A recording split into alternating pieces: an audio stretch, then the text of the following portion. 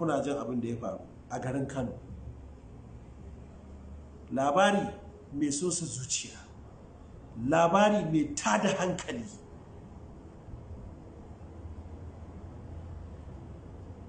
Magidanci ne da kimarsa da darajarsa da kamalarsa,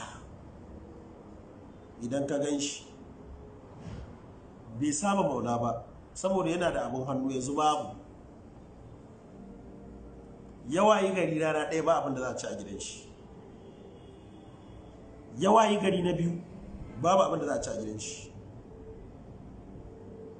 A rana ta uku shi ne fa ya tashi ya je ya samu mai awo, mai sai da awo hatsi, ya ce masa wani ka yi ma Allah ka bani bashin kwano 2 na shinkafa, zan kawo maka kudin. Wannan ba Allah ya ce ka yi haƙuri, kayan nan mu ma ɗauko su muke, kuma idan muka ɗauko su ana ta karɓar bashin nan saboda halin da ake ciki, ni ma in an karɓa ba a biya, ka yi haƙuri ba zan iya baka.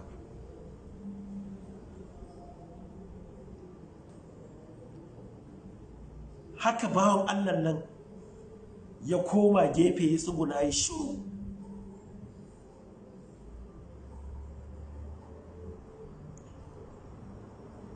Ashe akwai wani kusa da su, sai ya hango wannan bawan Allah yanda ya je ya tagumi,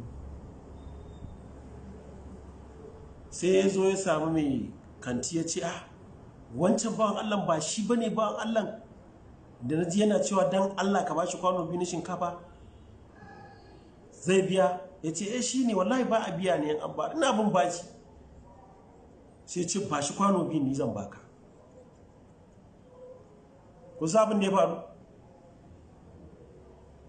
an auna kwano 2 na abinci, an je an kan masa an ce malam ga abincin ne, wallahi tallahi ana zuwa na taba shi yaran su.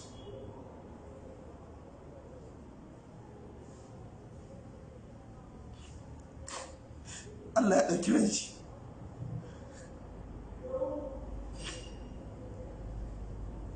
Allah ya ɗauki rayuwar shi a gurin, zuciyar shi ta buga, ya koma ga Allah.